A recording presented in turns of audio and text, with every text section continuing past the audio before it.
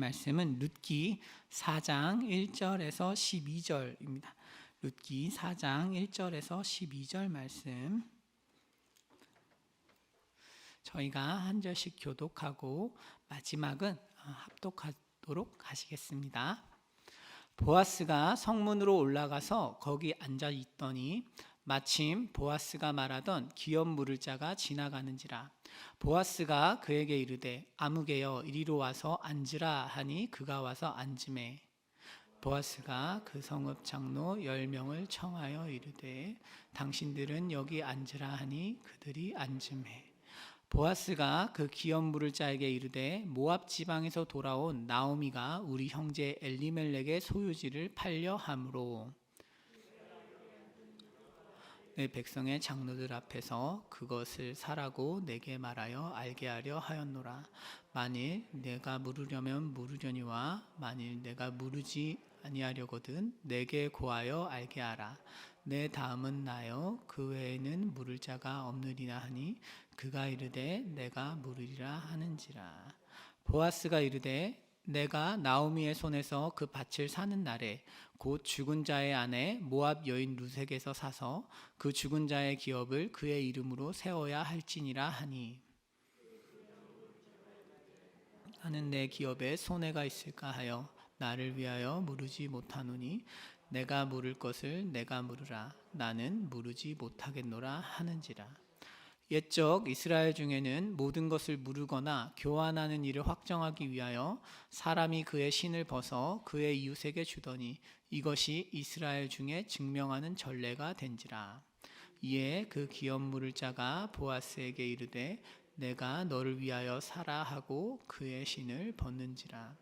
보아스가 장로들과 모든 백성에게 이르되 내가 엘리멜렉과 기련과 말론에게 있던 모든 것을 나오미의 손에서 산 일에 너희가 오늘 증인이 되었고 또 말론의 아내 모압 여인 룻을 사서 나의 아내로 맞이하고 그 죽은 자의 기업을 그의 이름으로 세워 그의 이름이 그의 형제 중과 그곳 성문에서 끊어지지 아니하게 하매 너희가 오늘 증인이 되었느니라 하니 성문에 있는 모든 백성과 장로들이 이르되 우리가 증인이 되나니 여호와께서 내 집에 들어가는 여인으로 이스라엘의 집을 세운 라헬과 레아 두 사람 갖게 하시고 네가 에브라스에서 유력하고 베들레헴에서 유명하게 하시기를 원하며 함께 읽겠습니다. 여호와께서 이 젊은 여자로 말미암아 내게 상속자를 주사 내 집이 다말이 유다에게 낳아준 베레스의 집과 같게 하시기를 원하노라 하니라. 아멘. 여러분, 저희가 살아가는 데 있어서 가장 우리의 삶을 추동하는 것 중 하나는 이름입니다. 이름. 그렇죠. 그래서 내 이름이 누군가에게 어떻게 불리고 어떻게 이해되는가, 한 사람의 이름이 얼마나 영향력이 있고 얼마나 아름다운가는 그 사람의 인생을 결정하는 아주 중요한 지표라고 할 수 있습니다. 오늘 성경은 우리의 이름이 어떤 삶의 태도를 가질 때 유력해지고 영향력을 얻는지를 잘 보여주는 본문이다 라고 할 수 있습니다. 우리가 이름을 얻기 위해서 애를 쓰고 힘을 쓰면서 노력하고 잠도 못 자고 살아가지만 사실은 어떻게 하면 내 이름이 영광스러워지고 내 이름이 존귀하게 되는가는 오늘 본문 안에 있는 것입니다. 오늘 집중하셔서 이런 어떤 은혜를 얻어가시면 좋겠습니다. 여러분, 본문을 보시면 3절 4절부터 보도록 하겠습니다. 보아스가 룻이 타작마당으로 찾아온 이후에 보아스가 룻에게 이제 내가 그러면 올라가서 그 기업 물을 사람과 대화를 해서 내가 너랑 결혼하겠다라는 식으로 이야기를 한 후에 그 아침에 일어난 일입니다. 3절입니다. 보아스가 그 기업 물을 자에게 이르되 모압 지방에서 돌아온 나오미가 우리 형제 엘리멜렉의 소유지를 팔려 함으로 4절을 보시면 내가 여기 앉은 이들과 내 백성의 장로들 앞에서 그것을 사라고 내게 말하여 알게 하려 하였노라. 만일 네가 물으려면 물으려니와 만일 네가 물으지 아니하려거든 내게 고하여 알게 하라. 네 다음은 나요 그 외에는 물을 자가 없느니라 하니 그가 이르되 내가 물으리라 하는지라. 보아스가 아무개 1, 2절에선 아무개라고 나오는데요. 이 아무개에게 이제 나오미의 밭을 사라는 것입니다. 그러니까 나오미의 밭을 좀 구속해 줘라 라고 이야기를 하면서 실제 히브리어에서는 두 번의 명령법을 쓰고 있어요. 사라, 물으라 이렇게 두 번의 명령법을 쓰면서 엘리멜렉의 밭을 사라고 나오미의 밭을 사라고 이 아무개를 이렇게 몰아붙이고 있습니다. 강압적으로 몰아붙이는 느낌이 들어요. 왜 그럴까요? 이 아무개라는 사람은 나오미를 도와줄 마음이 전혀 없기 때문입니다. 베들레헴이라는 곳은 큰 도시가 아닙니다. 이 작은 동네에서 나오미와 룻이 미망인으로서 그리고 그 며느리로서 베들레헴으로 돌아왔다는 소식을 이 베들레헴에는 모르는 사람이 없습니다. 그리고 그 믿음이 어떠한지도 다 알고 있어요. 그럼에도 불구하고 고엘, 기업을 물을 최우선적인 자격이 되는 이 아무개라는 사람은 지금까지 아무런 행동을 하고 있지 않습니다. 왜 그럴까요? 이유는 간단한데 가만히 내버려 두었다가 나오미가 죽으면 자연스럽게 그 땅이 자기의 것이 되기 때문입니다. 굳이 찾아가서 나오미를 도와줄 이유도 특별히 없는 것이죠. 그런 마음을 너무 잘 알기 때문에 보아스가 압박을 하는 것입니다. 공적으로 사람들을 모아놓고 도와야 하지 않겠느냐, 이 율법이 그렇지 않느냐 이렇게 이야기를 하는 것이죠. 그러니까 이 아무개라는 사람은 마지못해서 내가 물으겠다 이렇게 이야기를 하고 있습니다. 이를 고려하면 아무개라는 사람은 이 기업 물을 자는 체면과 평판을 굉장히 중요시 여기는 사람 같아요. 체면과 평판이 너무 중요해서 자기가 하고 싶지 않더라도 사람들에게 비판이나 비난을 심하게 받을 것 같으면 그 선 정도는, 최소한의 선 정도는 해주는 사람이다 라고 이해할 수 있습니다. 이 말을 듣고 보아스가 다음처럼 이야기를 이어갑니다. 5절인데요. 보아스가 이어서 이 얘기를 해요. 네가 나오미의 손에서 그 밭을 사는 날에 곧 죽은 자의 아내 모압 여인 룻에게서 사서 그 죽은 자의 기업을 그의 이름으로 세워야 할지니라 하니. 이게 무슨 의미인가 하면은요, 모압 여인 룻까지도 너가 사야 돼 이런 이야기예요. 아무개는 나오미를 봉양만 하고 룻과는 결혼하지 않을 수 있습니다. 그 이유는 신명기 25장에서 계대 결혼, 우리로 이야기하면 지금 룻과 결혼해야 하는 의무를 설명하는 거예요. 그 율법을 잘 찾아보면 형제들이 결혼하는 것입니다. 결혼의 의무는 함께 사는 형제들이 감당하는 것이지 친척이 감당하는 것이 아니에요. 말하자면 보아스와 아무개에게는 의무가 없어요. 엘리멜렉이 죽었다고 해서 반드시 엘리멜렉 그 대를 이어줄 사람을 만들기 위해서 결혼을 해야 하는 것이 아닙니다. 의무는 그래요. 의무는. 그렇기 때문에 이 아무개라는 사람은 굳이 결혼하지 않아도 돼요. 그냥 나오미를 돌보면 되는 것입니다. 돌보다가 나오미가 죽으면 자연스럽게 땅을 받으면 되는 것이죠. 하지만 보아스가 볼 때는 이 신명기 25장 5절 6절인데요. 제가 따로 적진 않았습니다. 이 신명기 25장 5절 6절의 핵심은 형제들이 죽은 형 혹은 형제들 때문에 그 남은 어떤 아내와 결혼하는 것이 핵심이 아니고 핵심은 죽은 자의 이름을 이어주는 것이라고 이해하고 있습니다.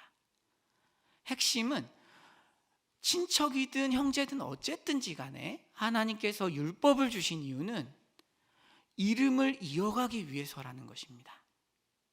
그렇기 때문에 보아스가 볼 때는 이 율법 5절 6절은 핵심이 죽은 자의 이름을 이어가는 것에 있는 것이고, 그렇기 때문에 이 율법을 성취하기 위해서는 먼 친척이더라도 결혼을 해야 한다라고 주장하는 것이죠. 아들을 낳아서 그 대를 이어줘야 하는 것까지가 그 나오미의 밭을 사는 조건에 당연히 들어가는 것이다 라고 율법을 아주 적극적으로 실현하는 방법을 찾아내고 있는 것입니다. 반면에 아무개는 율법의 하한선을 찾고 있는 거죠. 그러니까 이 사람이 난 못하겠다 하고 떠나는 것입니다. 이 기업 물을 자가 그래? 룻과 결혼까지 해야 돼? 난 못하겠어. 왜? 룻이랑 결혼을 하면 그 땅은 자기의 것이 될 수 없기 때문에 재정적으로 손해인 것이죠. 말하자면 오늘 성경은 아주 간단한 이야기를 하고 있습니다. 사람이 하나님의 계명 앞에서 크게 두 가지의 반응을 보인다는 것입니다. 하나는 율법의 하한선을 찾는 것입니다. 또 하나는 상한선을 찾는 것입니다. 그래서 우리가 이 하한선을 찾는 신앙과 상한선을 찾는 신앙, 이 두 가지를 한번 대조해 보고 마치면 좋겠는데요. 저희 한번 두 번째를 살펴보면 좋겠습니다. 만약에 여러분 우리가 하한선을 찾아가는 신앙이 된다면 어떻게 될까요? 그러면 못한다 라는 식으로 이야기를 하면서 영향력을 잃어버리게 됩니다. 이게 아무개의 신앙입니다. 아무개는 이렇게 이야기를 하고 있어요. 6절에서요. 그 기업 물을 자가 이르되 나는 내 기업에 손해가 있을까 하여 나를 위하여 무르지 못하노니 내가 물을 것을 네가 물으라. 나는 무르지 못하겠노라 하는지라. 이 기업 물을 자는 이렇게 말을 하고 있습니다. 나는 기업을 무르지 않겠어 라고 이야기하지 않고 기업을 무르지 못하겠다라고 이야기합니다. 의지의 문제를 늘 능력의 문제로 포장합니다. 신앙의 하한선을 찾는 사람들은 신앙생활을 체면과 평판 관계로만 하기 때문에 늘 자기가 못하는 것에 대해서, 안 하는 것에 대해서 이유가 필요해요. 하나님을 섬기는 일에 대해서 안 하시면 그 안 하는 이유를 못하는 것으로 계속 가져옵니다. 너무 바쁘다. 내가 시간이 없다. 내 삶이 아직 그럴 여유가 없다. 그곳에 가면 누가 있어서 힘들다. 몸이 피곤하다. 이런 식으로 늘 다양한 이유를 가져와서 못하는 것으로 바꾸는 것입니다. 난 못해. 못하니까 나한테 말하지 마. 겨우겨우 내가 예배 드리고 나 신앙생활 내 나름대로 잘하고 있는데 괜히 그러지 마. 난 못해. 이렇게 이야기를 하는 것이죠. 사랑하는 성도 여러분, 우리 삶에서 신앙생활을 하고 교회를 섬기는 일은 많은 요구사항이 있습니다. 많은 요구사항 앞에 우리가 설 때 우리가 못한다로 일관한다면 우리는 영향력을 잃어버리고 있는 것입니다. 성경은 아무개의 이름을 가르쳐주지 않습니다. 아무개의 이름을 보아스가 몰라서가 아니라 그만큼 미미한 존재라는 것입니다. 우리는 내가 못해 하면서 그냥 시간을 보내면 내가 편해질 것 같지만 사실 그 사람의 이름은 이어지지 않습니다. 룻기에서 이 사람의 이름을 아는 사람이 없잖아요. 우리는 모릅니다. 적어도 말하자면 이름이 전혀 이어지지 않고 영향력을 점점 사라지게 만드는 태도라고 할 수 있습니다. 인간은 동기를 모릅니다. 인간은 인간의 동기를 다 알 수 없습니다. 그렇기 때문에 못하신다는 분을 할 수 있잖아 이럴 필요는 또 없어요. 그렇지만 살아계신 하나님은 아십니다. 살아계신 하나님은 우리의 진짜 동기를 잘 아시죠. 만물이 그 앞에서 벌거벗은 것처럼 다 드러나시니까요. 그러니까 우리가 이런 태도를 지녀서는 안 되겠습니다. 반면에 율법의 정신을 이루려는 보아스를 통해서는 하나님께서 새 창조를 이루어 가십니다. 율법을 적극적으로 지키고 하나님을 사랑하는 사람을 통해서는 하나님께서 새 창조를 이루어 가십니다. 13절입니다. 오늘 본문은 아니지만 13절 너무 중요해서 제가 가져왔어요. 이에 보아스가 룻을 맞이하여 아내로 삼고 그에게 들어갔더니 여호와께서 그에게 임신하게 하심으로 그가 아들을 낳은지라. 여러분, 이 13절은 사실 히브리어로 직역하면 굉장히 특별하고 독특한 문장입니다. 제가 이 얘기하려고 가져왔어요. 어떻게 번역을 하는가 하면요, 이렇게 번역할 수 있습니다. 보아스는 룻을 아내로 맞이했고 룻은 보아스를 위해 존재하는 자가 되었고 아내가 되었다. 룻이라는 이 여성이 오직 보아스만을 위한 아내가 된 것입니다. 성경이 이야기하는 것은 하나님을 사랑해서 율법을 적극적으로 이루어가는 사람에게는 도와주는 사람이 붙는다는 것입니다. 그 사람의 사역을 돕고 그 사람의 가정을 돕고 그 사람의 어떤 직장 일을 돕는 사람을 하나님께서 보내주시고 붙여주신다는 것입니다. 그 가운데서 어떤 일까지 일어나는가 하면 룻이 아기를 낳습니다. 룻은 불임입니다. 룻은 10년 동안 결혼 생활했지만 아이를 낳지 못했어요. 10년의 시간은 불임이라는 의미입니다. 성경에서요. 그렇기 때문에 룻은 아이를 낳을 수 없는 몸이 분명한데 사람들의 축복과 하나님의 은혜로 말미암아 아이를 낳는 것입니다. 생명이 잉태되고 생명이 나오는 것이죠. 보아스처럼 하나님의 법에 충성하는 사람을 통해서는 하나님께서 생명이 날 수 없는 곳에 생명을 낳으시는 것이죠. 그것이 새 창조라고 할 수 있습니다. 우리의 신앙생활은 두 가지밖에 없습니다. 사람들의 눈을 의식하고 사람들에게 비판당하지 않는 선에서 어떻게 신앙생활을 할 것인가를 결정하거나 아니면 하나님의 뜻을 전심으로 이루기 위해서 달려가거나 이 두 가지밖에 없는 것입니다. 이제 말씀을 정리하려고 합니다. 문제는 우리가 순종할 힘이 우리에게 없다는 것입니다. 누구나 보아스처럼 율법에 헌신하고 싶고 성도라면요, 누구나 잘하고 싶습니다. 하지만 우리가 가진 육신의 한계와 어떤 어려움 때문에 그 성취를 이루지 못하는 것이죠. 그럴 때 우리가 무엇을 기억해야 할까요? 복음입니다. 복음. 룻기를 잘 생각해 보시면 나오미가 나오는데요, 나오미의 텅 빈 인생이 채워지는 이야기가 룻기입니다. 나오미가 다 망해서 돌아왔는데 결국 룻의 아기를 안는 이야기로 끝납니다. 자신의 아기 둘을 잃고 룻의 아기를 안는 장면으로 꽉 채워진 인생으로 마무리되는데, 잘 생각해 보시면 나오미는 자기 자신의 노력으로 인생이 회복된 것이 전혀 아닙니다. 며느리가 룻이라는 비범한 사람이었고 룻이 만난 보아스가 비범했던 거죠.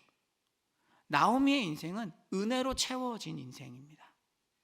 가만히 있었더니 물론 좋은 사람이었지만 그럼에도 불구하고 나오미가 가만히 삶을 살다가 룻과 보아스라는 어떤 구원자들을 만나서 삶이 회복된 것이죠. 텅 빈 인생이 채워지는 인생입니다. 우리는 어떻습니까? 죄와 사망의 권세에서 아무것도 채워지지 못한 불쌍한 인생이 그리스도께서 낮아지시고 성부께서 영으로 성자 예수 그리스도를 부활시키심으로써 높이셔서 우리 인생이 채워진 것, 것입니다. 우리 인생이 아무것도 없는 인생이 나의 희생이 아니라 우리의 구원자 되시는 그리스도의 그 십자가로 말미암아 온전하게 채워진 것이죠. 이를 믿는 사람은 보아스처럼 헌신합니다. 이를 믿는 사람은 보아스처럼 하나님 앞에서 전심으로 주님의 뜻을 성취하기 위해 달려가는 것입니다. 주 안에서 사랑하는 여러분, 이제 저희가 다음 주에 특세가 있습니다. 특별 새벽 기도회 앞에서 우리 마음은 어떻습니까? 우리 마음이 다음 세대가 정말 이 기회를 통해서 불같이 일어나는, 우리 교회에 정말 기도의 불이 일어나는 그런 집회가 되도록 기대하고 계십니까? 하나님의 뜻이 다음 주 예배들을 통해 충만하게 이루어질 것이라고 기대하고 계신가요? 혹시 못해, 나는 여러 가지 이유로 할 수 없어, 참여하지 않을 거야 라고 생각하기보다는 정말로 하나님 앞에서 자신의 몸을 드리는 은혜가 삶 가운데 또 교회 생활 가운데 가득하기를 축복합니다. 기도하시겠습니다.